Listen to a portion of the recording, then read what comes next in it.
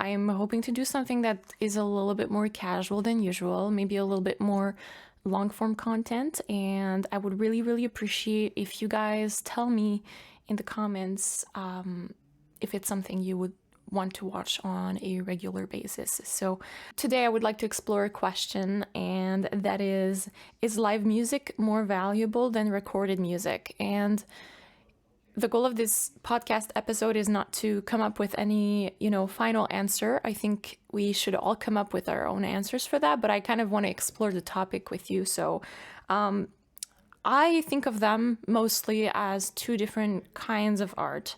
There are two different forms of music content, and I think we enjoy both of them for very different reasons. And towards the years, as a musician, I've gravitated towards really both, as they're a specific kind of art, but it feels to me like recorded music holds a special place in my heart. I really like live music, of course, and I'm a live performer myself, but I feel like I'm more of a recording artist, and that's what I prefer doing. I prefer taking my time and really producing music, but when I spend a lot of time recording, I also find myself kind of missing the live performance aspect of it. So yeah, the first thing that I feel like I want to address and discuss is the industry of live music, because I feel like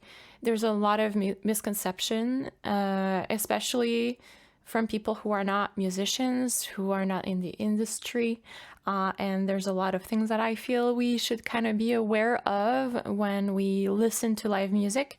And live music kind of goes into two big categories. There's kind of recorded live music, which is all the like DVDs and basically anything that people are reacting to online is recorded live music. So it's kind of like a live performance that has been recorded.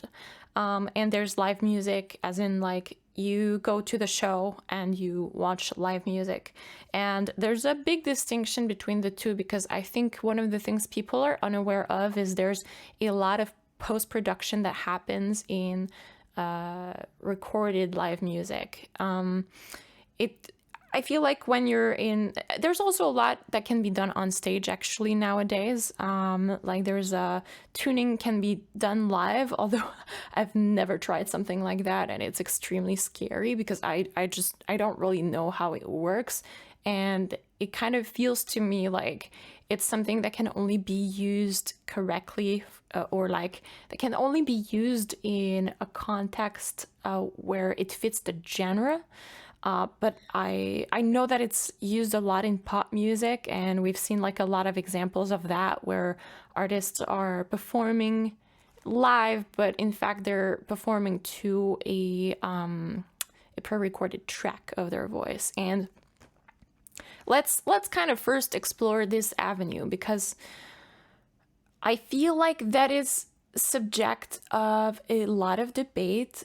When artists are not performing live, they get a lot of negativity from people, and I think we just have to approach it and kind of understand what is actually happening, because what we need to keep in mind is that yes, live music, I don't know how to say, let's say like there are instances where using those tools is actually making a lot of sense, and maybe some that are making less sense, or that might come across as a little bit more deceptive. All right. So first of all, I kind of want to explore some context in which I think that using tools like tuning or pre-recorded tracks or stuff like that in a live performance kind of makes sense.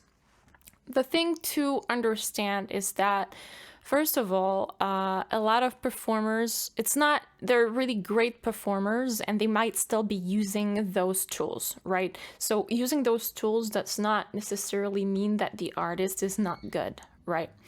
The thing is, putting together big shows with big venues and big tickets have a really it costs a lot to put a show like this and all the organization that goes behind it. And the thing is, the voice, and especially if you have a specific artist, like in opera, for instance, oftentimes you have different casts so that if a person gets sick, they can be replaced with another singer that's been participating in all the rehearsal and is there as a backup, right? So usually you have that happening in opera houses. You don't have just one cast. And that serves as a backup so that the show does not get canceled. But what happens in pop music and nowadays, we really value the artist, and you can't just go to, I don't know, like a Lady Gaga concert and then she can't perform. You know, you can't just replace her because that's her show, right? But there's a lot of costs that are involved in that. And so whether it's okay or not to do that is something that I leave up to you. But there is context and reasons why artists might have to resort to things like that, because there are days that they might just not be in a physical form to perform. They might be sick, and instead of having to cancel a show, which costs a lot, they might be resorting to backing tracks for certain parts or the entire concert. We don't really know, but I kind of feel like with a little bit of perspective, it's easy to understand why those things happen. Whether it's fair or not, I don't know, but I feel like there's a solid reason why it might make sense to use those in some context. There's also another context where it's a matter of setup, because in order to have a band perform and have everything working properly, you have to, there's so much that goes in. It's not just like you get on stage, you plug things and that's it. There's a whole process of doing the sound check and making sure that like the monitoring is good, making sure that everything, you know, works. And there are some contexts, one of which I've heard was with Red Chili Peppers, and I mean, they're not the only ones, but they were performing for the Super Bowl, I think, at some point. And the thing is, you just don't have time to build a whole stage, plug the musicians, do a sound check, and then get everything out. So what they did instead is they recorded a live performance of themselves the day before, and they played back to their own live performed track, right? So that they didn't have to be plugged in, so that the whole process could be streamlined and made really quick, so that it would work in the context of a big show like that. And so I think that with that in perspective, I think we need to have a little bit of understanding, and I'm not sure if empathy would be the right term for that, to understand why these techniques might be used live. Now, when it comes to live tuning, since I don't really know how that works and how efficient that is, I can't really comment on that too much. But what I want to say is that the standards of pitch are actually so high that it's virtually impossible for any musician, any singer to be able to have that exact pitch. Like it's just not possible. And so in order to maintain that standard, because the competition is really high, and if you want to be able to meet that standard, you kind of don't have a choice. And the thing is, like, we might be mad at artists doing that, but the thing is, by consuming that music over music that is not live, or like not, it's live, but over music that is not heavily produced, we are giving them a reason to keep doing that, you know, because we don't necessarily know or notice when we're listening whether or not it's been pitch corrected or whether or not it's been edited. It's virtually impossible to tell, right? But our ears are always going to be drawn to this slightly more refined or perfected way to this perfected music, right? And so whether we're aware or not, we choose to listen to music that is more polished and that we think it's live, but the truth is it might be altered even if it's on stage. The only way to tell is if a singer is literally in front of you and sings without a mic, that's the only way you can tell whether it has been edited or not. And I have to say that even in my own live performances, there is a little bit of editing that goes behind the scenes. Is it performed live? Yes, it is. But it's rarely live just as is. I'll apply effects, and sometimes there's going to be like a little bit of tuning going on. And that's just how things work, because I rather spend more time doing more covers and rehearsing more music than trying to make it completely perfect. And so I'll just touch up some of the little details here and there. But of course, it's going to, on screen, it's going to appear live because it is a live performance. I literally just played it and performed it. But there is still some stuff going on behind the scenes. And I think that you can kind of expect that this sort of thing is happening with pretty much any video you see on YouTube. Anything that the sound has a like very professional sound to it is probably altered in some capacity. Like even, it's hard to tell where the limit actually stands, what is considered altered, but like there's compression, EQ, and reverb to start with. And just that is a thing. You might also want to know that it's possible to punch small parts. So you might have like a almost complete track that is performed live, but then it's still possible to go back and sync to the audio and punch those parts. So redo small parts that didn't go so well and make them look as if they were live. I rarely do that, seriously. I don't really do that at all, but sometimes if there's a problem with the audio, if there's some cracking, if the mic is peaking, if I get some technical issues, it's possible that I might have to do that if I want to be able to use the performance. So like if I peaked the mic and it sounds bad because of that, then that's a tool that is being used, and it kind of makes sense too, because it does not mean that the performance itself was bad. It just means that some technical issues happened, and we're kind of like shifting towards pre-recorded music. Live music that's been recorded. So one of the things that I feel people are not aware of is how much editing goes into making the recorded live performance, right? And especially for big productions. When we're talking about, for instance, the Nightwish Wacken show, I don't know how much of it is actually edited, but from like really reliable sources, I can tell that like some people have been like, oh my God, this is not a live performance anymore. Like we're doing the entire thing. And I've heard that. Whether or not that is true, I do not know. I leave that up to you to decide whether it makes sense to you or not. But to me, it's really easy to know that it's actually very possible. Like whether or not it's true, I know that it's really doable. You can punch a lot of things. It's easy to make it look like it's completely live when you have video cuts, you know? And in any big live show, that's actually what is going to happen. They record multiple cameras, and then they will make it so that they kind of can hide some of the things that they have to redo.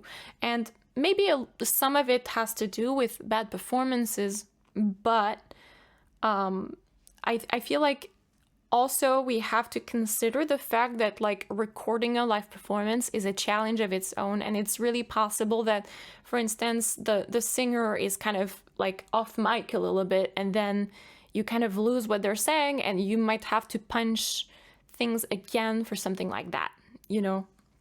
And so there's many reasons why it still makes sense to do some edits, because you still want it to sound professional. You want it to sound like an actual track, but anything that does sound like an actual recorded track has probably a lot of editing going into them, and especially in certain genres, because also there's a level of perfection that is expected from different genres. Basically, the level that is expected is different. And so, for instance, I feel like bands that have a little bit more of the heavy metal feel to them have that rougher edge that is kind of more acceptable. If I talk about, like, I don't know, like Iron Maiden, that like roughness is kind of more acceptable somehow than it is with like big modern productions. Like Nightwish has a much higher, I'll say Nightwish, Epica, Within Temptation, a lot of those bands, I'm not gonna name them all, but like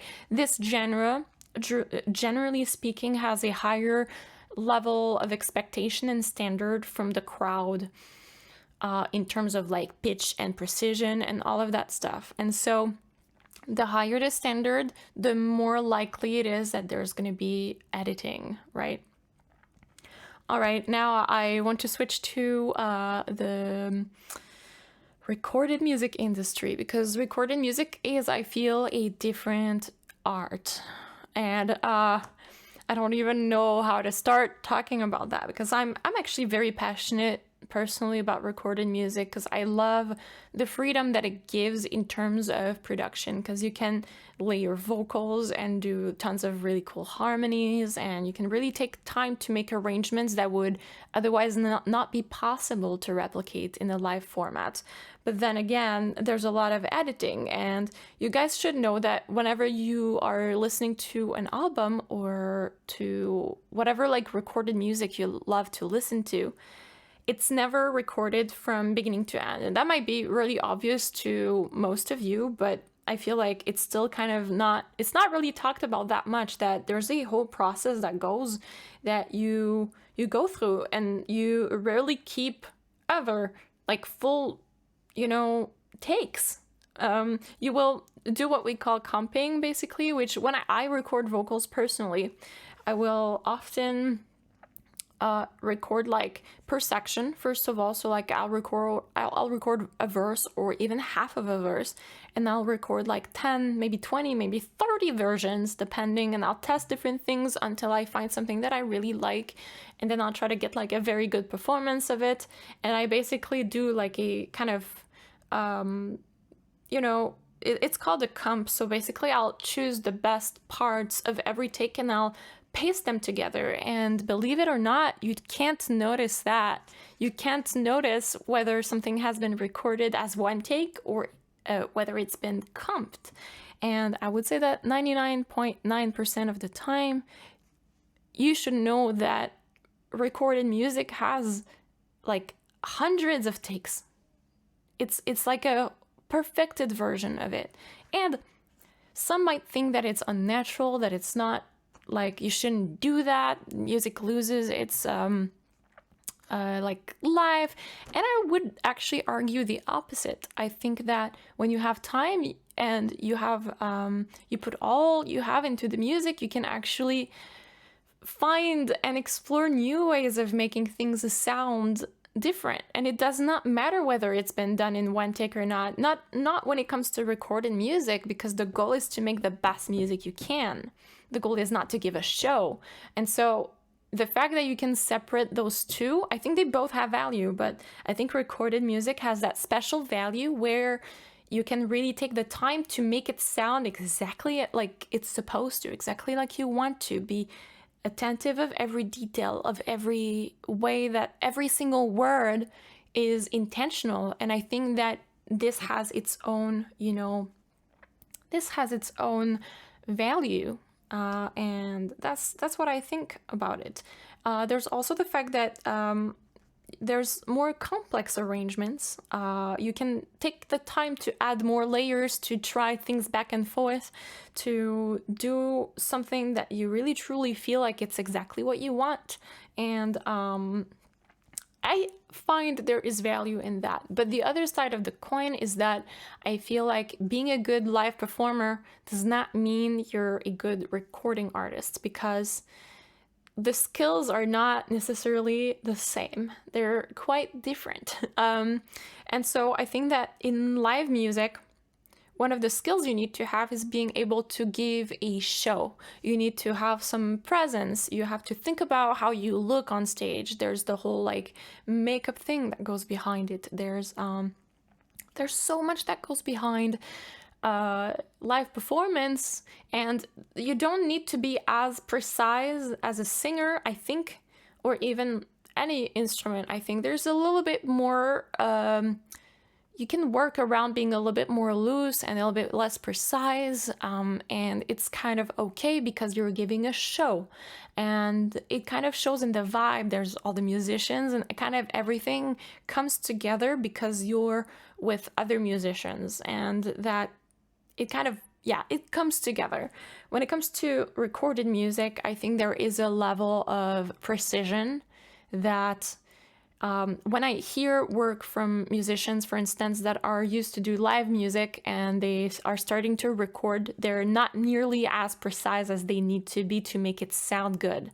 And it's a matter of experience, but like, for instance, when I record, when I do recorded music, the kind of level of precision that I'm going for is like the T with my back vocals need to align right on the beat, or right with the main line, and I'm trying to always do it so that there's as little editing to do as possible. That's always the goal. I will do as many takes as it takes as many takes as it takes in order to get that very precise feel to it. And a lot of the time I will send clients scratch vocals and they're like, oh, this is great, and I'm like, no, this is so messy. They still like my scratch track, but when they see the actual final track, when I actually take the time to make it super precise, the difference is really noticeable. It's extra work, of course. It takes me many hours to record vocal tracks, but I think at the end of the day, it makes such a huge difference, and it's so satisfying for me to hear something and it's just holding itself together. And obviously there's some editing that goes into it, but really I try to always, as I said, record things in a way that makes it so that I don't need to do that much editing afterwards. Of course, there's going to be a lot of comping, because that's just the nature of it. But like, I'm trying to choose the takes that I feel are most in tune, the takes that have the right kind of energy that I'm trying to give, the ones that are most precise and sharpest. And so that's kind of where I go with that. Thoughts about all of this. My opinion with this is that there's no better or worse. It's just that live music and recorded music are two different types of arts that we just need to accept the way that they are, and we kind of need to understand the bigger context and the bigger industry that goes with creating, producing, and making music. I think that it's very misunderstood, and I wish that there would be more information about that online, and that it would be more kind of common knowledge that those things are the way that they are. And it might already be pretty obvious to you, but I feel there's still a lot of people who are not really aware of those things and will think that a lot of that stuff is kind of done live. And if you look on my channel, just to give you some reference point, because I'm really transparent with the way that I'm doing things.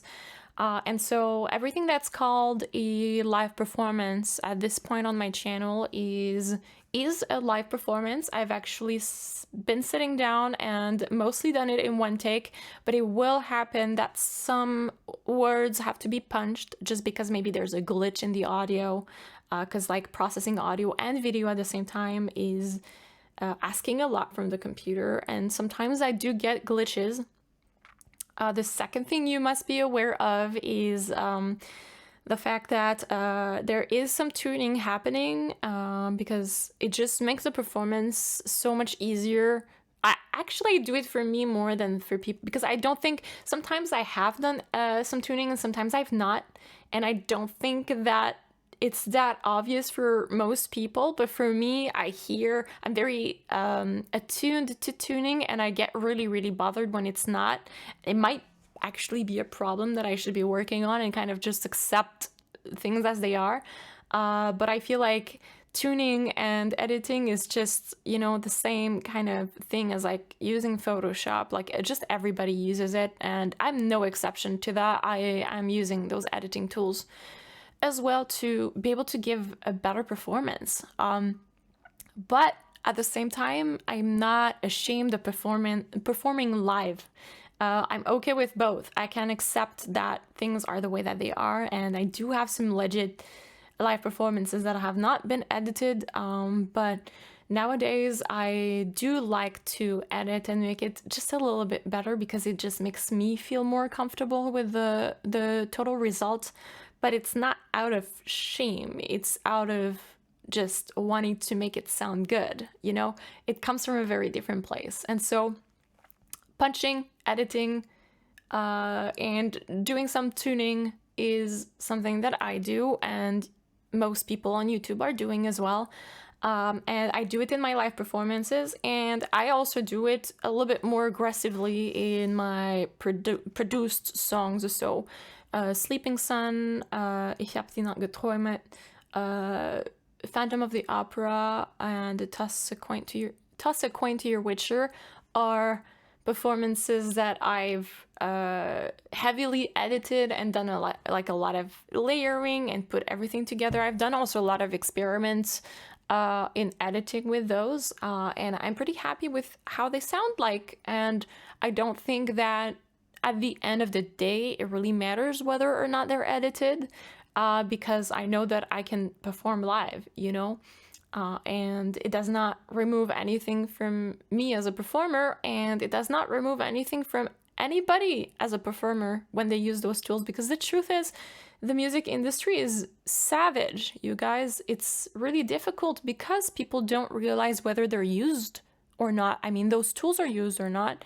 And so it makes the playing field very uneven. And to be honest, I just like how it sounds the way that it does with using those tools. That's how I like my music to sound like, and there's no shame in using that. But I just wish that more beginners knew about that and knew about the extent onto which they're used, because it's okay to use them, but I feel like there needs to be transparency about when those tools are being used as much as possible. And I really hope that this this talk has taught you something and gave you a little bit more perspective on the music industry and live music, live recorded music, and recorded music as different types of arts and how they're treated in the professional world. And there's no wrong, there's no good, there's just the way that it is. And I think that people should just be aware of those things. So yeah, I hope that was interesting to you. And if you liked this podcast episode, I would be really happy to do more of those. So please let me know in the comments if you enjoyed that or not. And I see you in the next one.